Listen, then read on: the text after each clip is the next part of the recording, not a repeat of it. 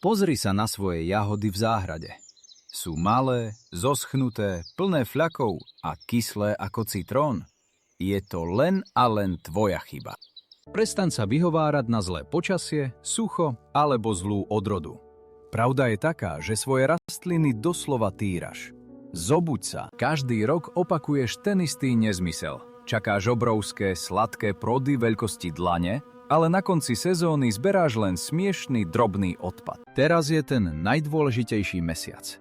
Práve teraz sa rozhoduje, či budeš mať vedrá sladkých jahôd, alebo len kopu zbytočných zelených listov.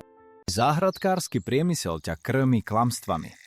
Predávajú ti drahé fľaštičky s nápisom Zázračné hnojivo, ktoré tvoju úrodu v skutočnosti zabíja. Vyhoď tú chémiu do koša hneď teraz. Ty nekrmíš jahody, ty ich dopuješ čistým dusíkom, z ktorého rastie len burina a lístie. Videl si niekedy ten obrovský, nádherný jahodový krík, ktorý nemá ani jeden kvet?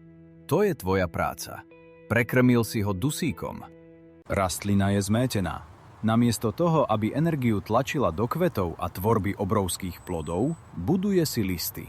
Je to úplne zbytočné. A čo tie granulované hnojivá, ktoré sypeš pod kríky bez rozmýšľania? Tie pália korene tvojich jahôd zaživa. Doslova ich spopolňuješ. Poďme sa pozrieť na krutú biológiu pod zemou. Chcem, aby si videl, čo sa deje v tvojej udupanej, zničenej pôde. Koreňový systém jahody je plytký. Ak je zem tvrdá ako betón a plná chemických solí, korene sa dusia. Keď koreň nepije, list žltne. Okraje listov začnú hnednúť a zosychať. A ty čo urobíš? Naleješ tam ešte viac vody a chémie. Tým tú rastlinu definitívne dorazíš. Stojatá voda pri koreňoch spôsobí hnilobu. Pleseň sivá zničí všetko, čo z jahody zostalo. Vidíš ten biely povlak na zemi? To sú vyzrážané soli z tvojich hlúpych postrekov. Blokujú príjem vápnika a draslíka. Bez nich veľký plod nevypestuješ. Jahoda potrebuje na tvorbu plodu veľkosti dlane, draslík, bór a fosfor. Nie dusík. Pochop to už konečne, inak sa z úrody zblázniš. Chceš vedieť, ako rastlinu zachrániť? Ako ju donútiť produkovať gigantické a sladké plody? Mám pre teba agresívne, ale 100% účinné riešenie. Zabudni na drahé hnojivá. Toto ťa bude stáť pár centov a zaručí to extrémnu úrodu. Zober si papier a píš. Nebudem to opakovať. Krok 1. Dostaň sa k svojim jahodám a zober ostré nožnice. Prestaň sa s nimi maznať. Všetky staré, suché a fľakaté listy musia ísť preč. Nemaj s nimi zľutovanie. Tieto listy len vysávajú energiu a sú liahňou pre choroby a škodcov. Odstrihni ich a okamžite ich spáľ. Krok 2. Rozbitú betónovú krustu okolo rastliny. Zober malú motyčku a prevzdušni pôdu. Korene musia okamžite začať dýchať. Dávaj pozor. Korene sú plytké. Choď do hĺbky maximálne 2 cm. Ak ich poškodíš, rastlina zažije šok a kvety opadnú. Teraz prichádza to hlavné. Tajná zbraň, ktorú ti v záhradkárstve nepredajú. Drevný popol. Čistý popol z tvrdého dreva. Žiadne brikety ani uhlie. Popol je čisté zlato. Obsahuje brutálnu dávku draslíka, vápnika a fosforu.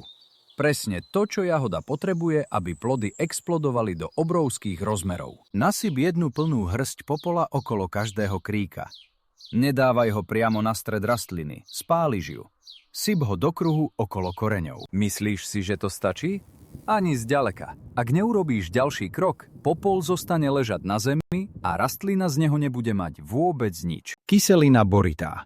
To je ten kľúčový spúšťač. Bez bóru jahoda neudrží kvety. Kvety opadnú, zčernejú. Kúp si kyselinu boritú v lekárni. Stojí to pár drobných. Zober presne pol čajovej lyžičky a rozpusť ju v pohári horúcej vody. V studenej sa nerozpustí. Tento koncentrát potom vylej do 10-litrovej krhly s odstátou vodou. Žiadna ľadová voda z hadice. Chceš tým koreňom spôsobiť infarkt? Voda musí mať teplotu okolia. Keď tam naleješ ľadovú vodu, korene sa stiahnu, prestanú piť a rastlina na týždeň zastaví rast. Teraz s touto zmesou bóru poriadne zalej každý krík, presne tam, kde si nasypal popol. Pol litra na jednu rastlinu. Ani o kvapku viac. Voda spustí chemickú reakciu. Bór aktivuje rast kvetov a popol okamžite začne uvoľňovať draslík priamo do koreňového systému. Do 3 dní uvidíš zázrak. Stonky kvetov zhrubnú, samotné kvety budú 2-krát väčšie a žiarivo biele. Z každého jedného bude plod. Toto nie je žiadna mágia. Je to agresívna, cielená biológia.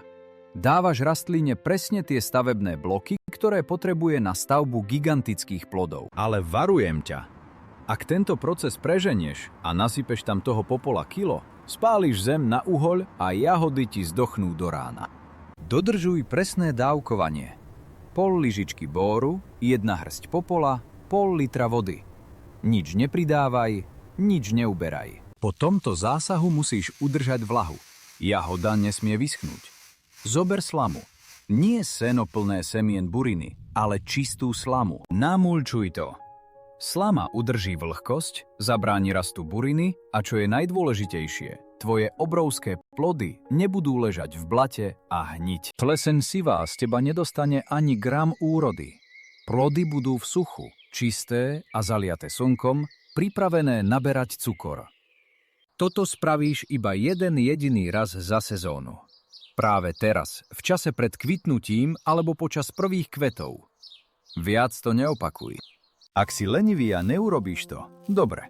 Pokojne si ďalej pestuj svoje drobné, kyslé guličky, ktoré sa hanbíš ukázať aj susedovi. Ale ak sa zdvihneš a urobíš presne to, čo som ti práve prikázal, zaručujem ti, že tento rok nebudeš vedieť kam s úrodou. Budeš zberať plody vo veľkosti detskej dlane. Budú tak sladké, že z nich bude tiecť šťava, len čo do nich zahryzneš. Tak prestaň mrhať časom. Vypni toto video, zober nožnice, popol, bór a bež zachrániť svoju úrodu. A ak chceš konečne prestať robiť začiatočnícke chyby a mať najlepšiu záhradu v okolí, okamžite odoberaj tento kanál. Klikni na odber. Nedovoľ predajcom hnojív, aby ťa naďalej klamali. Pestuj tvrdo, pestuj správne a užívaj si extrémnu úrodu.